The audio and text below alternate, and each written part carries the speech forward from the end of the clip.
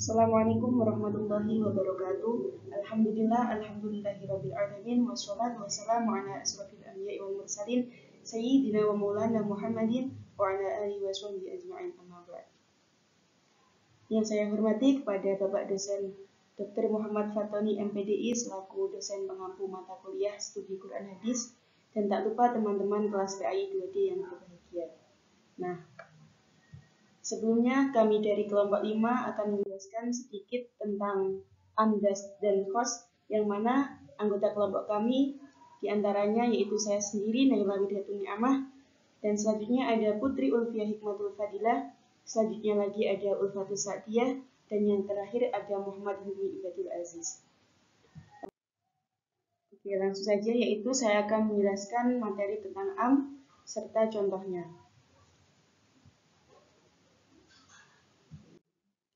Pengertian am. Am secara bahasa yaitu artinya merata atau yang umum. Sedangkan menurut istilah yaitu seperti halnya terdapat pada kitab usul fikih yang berbunyi al-lafdul mustagriqu li jami'i ma yasluhu bihasbi wad'in wahidin taf'atan, yang artinya lafadz yang meliputi pengertian umum terhadap semua yang termasuk dalam pengertian lafadz itu dengan hanya disebut sekaligus. Yang selanjutnya yaitu ada pembagian lafadz am.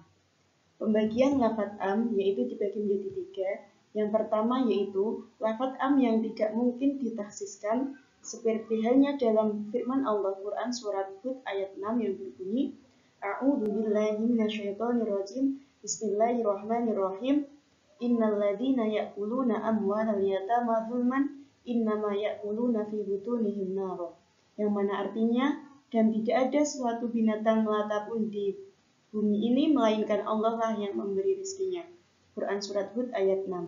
Yang mana ayat di atas menerangkan bahwa sunatullah yang berlaku bagi setiap makhluk karena dialah qat'i yang tidak menerima taksis. Yang kedua yaitu ada lafadz am yang dimaksudkan khusus karena adanya bukti tentang kekhususannya. Seperti halnya pada firman Allah pada surat Ali Imran ayat 97 yang berbunyi A'udzu billahi minasyaitonir rajim. Bismillahirrahmanirrahim. Walillahi 'alan nasi hajjul bait, yang mana artinya mengerjakan haji adalah kewajiban manusia terhadap Allah. Quran surat Ali Imran ayat 97. Yang mana lafadz manusia dalam ayat di atas adalah lafadz am atau lafadz umum, yang dimaksud adalah manusia yang mukallaf saja, karena dengan perantaran akal dapat dikeluarkan atau dikatakan dari keumuman lafal tersebut. Dan yang terakhir yaitu lafadz am yang khusus, seperti lafadz umum yang tidak diketahui akan menunjukkan taksis, yang mana seperti halnya firman Allah Quran surat Al-Baqarah ayat 228 yang berbunyi A'udzu billahi minasyaitonir rajim. Bismillahirrahmanirrahim. Wal mutallaqatu yatarabbasna bi anfusihinna salasata quru', yang artinya wanita-wanita yang ditalak hendaknya menahan atau menunggu 3 kali quru'. Quran surat Al-Baqarah ayat 228. Dalam uraian yang dimaksudkan yaitu diterangkan bahwa Al-Quran seperti halnya dalam firman Allah yang berbunyi A'udzu billahi minasyaitonir rajim. Bismillahirrahmanirrahim. Walladzina yarmunal muhsanatu tsumma lam ya'tu, dan yang artinya dan orang-orang yang menuduh wanita-wanita yang berbuat zina dan mereka tidak mendatangkan 4 orang saksi, maka deralah mereka yang mana menuduh itu mendapatkan dera 80 kali dera, yang terdapat pada Quran surat An-Nur ayat 4.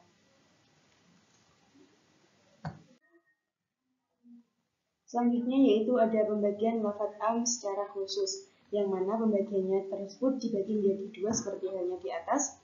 Yang pertama yaitu ada am syumuli atau umum syumuli, yaitu semua lafadz yang dipergunakan dan dihubungkan serta berlaku bagi seluruh pribadi, yang mana pada contohnya pada firman Allah Quran surat An-Nisa ayat 1 yang berbunyi A'udzu billahi minasyaitonir rajim. Bismillahirrahmanirrahim. Ya ayyuhalladzina amanu taqu rabbakumul ladzi khalaqakum min nafsin wahidah, yang artinya hai sekalian manusia, bertakwalah kepada Tuhanmu yang telah menciptakan kamu dari seorang diri. Dari ayat di atas ini dijelaskan bahwasanya manusia dituntut untuk bertakwa tanpa kecuali, Maka lafaz yang seperti ini dinamakan dengan am syumuli atau umum syumuli. Selanjutnya yaitu ada am badali atau umum badali, yaitu bagi suatu lafaz yang dipergunakan dan dihukumkan serta berlaku seperti afrod atau pribadi. Seperti halnya contoh pada Quran surat Al-Baqarah ayat 183 yang berbunyi A'udzubillahi minasyaitonirrajim. Bismillahirrahmanirrahim. Ya ayyuhalladzina amanu kutiba 'alaikumusyamu kama kutiba 'alal ladzina min qablikum la'allakum tattaqun. Yang artinya, hai orang-orang yang beriman, diwajibkan atas kamu berpuasa sebagaimana diwajibkan atas orang-orang sebelum kamu agar kamu bertakwa. Terima kasih, mungkin bisa dilanjut dengan presentator berikutnya. Selanjutnya yakni hukum am. Dalam usul fikih, banyak kaidah yang berhubungan dengan lafadz am. Di antaranya adalah kaidah yang pertama yang berbunyi al-umumu la yatasawwaru fil ahkam, yang dapat diartikan yakni keumuman itu tidak menggambarkan suatu hukum. Maksud kaidah ini ialah lafadz am itu global, masih bersifat umum dan belum menunjukkan ketentuan hukum yang jelas dan pasti. Adapun contohnya pada firman Allah Subhanahu wa taala Quran Surat Hud ayat 6 yang dapat diartikan bahwa semua binatang yang melata di bumi ini akan ditanggung rezekinya oleh Allah Subhanahu wa taala. Nah, kalimat semua binatang melata mengandung pengertian keseluruhan jenis binatang melata yang ada di dunia ini, yang ada di bumi, baik yang ada di daratan maupun di lautan. Baik, selanjutnya kaidah yang kedua yang berbunyi al-mafhumu lahu umum, yang artinya memiliki makna tersirat, yakni mafhum itu mempunyai bentuk umum. Maksud dari kaidah ini adalah makna tersirat atau mafhum dari sebuah kalimat menyimpan arti umum, belum jelas dan pasti. Adapun contohnya pada firman Allah Subhanahu wa taala Quran Surat Al-Isra ayat 23. Nah, di situ terdapat perkataan bersifat umum dan dapat bermakna mencaci, menghina, berkata kotor, dan semuanya hukumnya haram. Kaidah yang ketiga yakni al-mukhatibu yadkhulu fi umumi khitabin, yang artinya orang yang memerintahkan sesuatu maka ia termasuk di dalam perintah tersebut. Kaidah ini dapat dipahami bahwa hukum yang berlaku bagi orang yang memerintah dan juga berlaku bagi orang yang diperintah, kecuali dalam hal ini tidak berlaku bagi Allah Subhanahu wa taala. Contohnya adalah seorang guru yang memerintahkan peserta didiknya untuk tidak datang terlambat atau tepat waktu. Berdasarkan kaidah ini, guru tersebut juga harus datang tepat waktu atau tidak datang terlambat. Selanjutnya yakni kaidah keempat yang berbunyi al-ibratu bil umumil lafdi la bi khususi, yang berarti pelajaran diambil berdasarkan keumuman lafaz bukan karena kekhususan sebab. Contohnya pada sabda Nabi Muhammad SAW yang berbunyi Bismillahirrahmanirrahim an Abi Hurairah radhiyallahu anhu qala Rasulullah sallallahu alaihi wasallam fil bahri huwa tahuru ma'uhul hillu maitatuhu, yang berarti dari Abu Hurairah radhiyallahu anhu, dia berkata Rasulullah sallallahu alaihi wasallam bersabda tentang laut, hukumnya airnya suci dan mensucikan serta bangkainya halal. Selanjutnya contoh am. Nah, tadi pembagian am itu secara umum dibagi menjadi 3. Yang pertama contohnya ialah terdapat pada Quran Surat Hud ayat 6. Yang kedua terdapat pada Quran Surat Ali Imran ayat 97. Dan yang ketiga terdapat pada Quran Surat Al-Baqarah ayat 228. Adapun pembagian lafadz am secara khusus, contohnya yakni yang pertama umum syumuli, memiliki contoh pada Quran Surat An-Nisa ayat 1. Yang kedua umum badali, memiliki contoh yang berada pada firman Allah yakni Quran Surat Al-Baqarah ayat 183.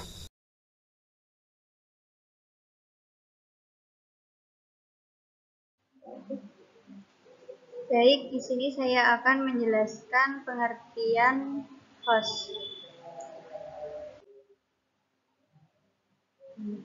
Khas menurut bahasa yaitu lafadz yang menunjukkan arti tertentu, tidak meliputi arti umum. Dengan kata lain, khas ini kebalikan dari am. Sedangkan khas menurut istilah yaitu lafadz yang menunjukkan sesuatu yang dibatasi dengan pribadi atau bilangan. Pembagian khas ada dua, yaitu mukhasis mutasil. Mukhasis mutasil makna yang mengkhususkan berhubungan erat dengan kalimat umum sebelumnya.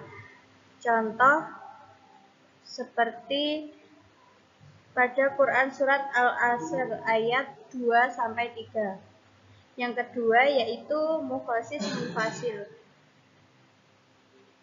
Mukhasis munfasil adalah dalil umum dan dalil yang mengkhususkan berdiri sendiri atau terpisah. Contoh mukhasis munfasil ada di dalam Quran surat Al-Baqarah ayat 228 dan Quran surat At-Talaq ayat 4. Sekian dari saya. Jadi saya akan memaparkan hukum khas. Sebelumnya saya izin memperkenalkan diri. Nama saya Muhammad Hilmi Ibadul Aziz dari Prodi KI 2D. Terus hukum khas itu ada dua. Yang pertama hukum khas mutlak dan hukum khas muqayyad. Terus pengertian dari hukum khas mutlak. Secara bahasa, lafaz mutlak dapat berarti sesuatu yang tidak ada batasannya atau tidak terikat makhalamin al-qaidi. Mutlak menurut istilah ialah lafaz yang menunjukkan pada hakikat lafaz itu apa adanya tanpa memandang jumlah maupun sifatnya. Jadi secara menyeluruh ya. Di sini ada contoh dari hukum khas mutlak, yaitu contohnya walladzina yudhahiruna min nisa'ihim tsumma ya'uduna bima qalu fatahriru raqabatin min qabli ayyatamasya dzalikum tu'aduna bih wallahu ma ta'maluna khabir. Yang artinya, dan mereka mengatakan pada diri mereka sendiri, mengapa Allah tidak menyiksa kita atas apa yang kita katakan itu. Cukuplah bagi mereka neraka jahanam yang akan mereka masuki. Contoh dari hukum khas mutlak ini karena di sini dari contoh ini tidak ada batasan tertentu, tidak ada batasan sifat maupun jumlah maupun hakikat dan lain-lain. Di sini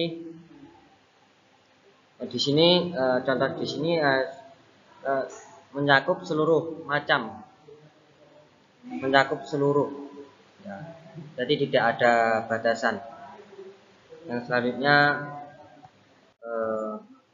hukum muqayyad, hukum khas muqayyad. Hukum khas muqayyad ialah lafaz yang menunjukkan pada hakikat lafaz tersebut dengan dibatasi oleh sifat, keadaan dan syarat tertentu.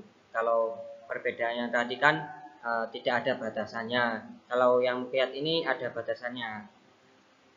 Atau dengan kata lain, lafaz yang menunjukkan pada hakikat lafaz itu sendiri dengan dibatasi oleh batasan tanpa memandang pada jumlah.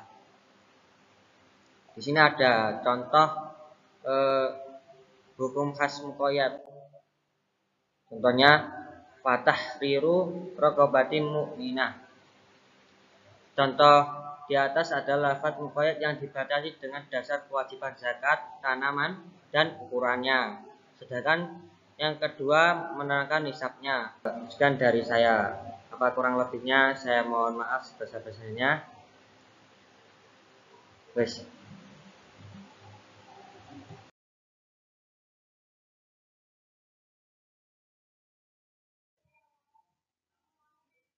Jadi kesimpulannya yaitu kaidah-kaidah am dan khos dibagi menjadi 3 asalnya. Yang pertama yaitu kaidah asal, yang mana am dihukumi umum, berlaku untuk semua yang termasuk dalam maknanya. Yang kedua yaitu kaidah tahsis, yang mana am dapat dikecualikan oleh lafaz khas. Yang ketiga yaitu kaidah tasbih, yang mana jika terdapat 2 am yang saling bertentangan, maka keduanya dikiaskan atau disamakan untuk mendapatkan makna yang tepat. Nah, manfaat memahami am dan khas, memahami hukum dengan tepat, menghindari kesalahan pemahaman dalam memahami teks agama, yang mana mampu menyelesaikan perselisihan pendapat tentang hukum Islam. Jadi, kesimpulannya yaitu memahami am dan khas merupakan salah satu kunci penting untuk memahami hukum Islam. Yang mana dengan memahami am dan khas, kita dapat memahami teks-teks agama dengan lebih tepat dan menghindari kesalahan atau menghindari kesalahpahaman dalam memahami Al-Quran. Dan ini ada kata-kata sedikit yang mana tidak ada siapapun bisa berbahagia dengan kebiasaan membandingkan keberuntungan orang lain dengan kekurangan dalam diri sendiri dalam kehidupannya. Maka dari itu, mari kita bersyukur yang mana ada lalu tumbuh dari itu sendiri. Sekian dari kelompok kami. Wassalamualaikum warahmatullahi wabarakatuh.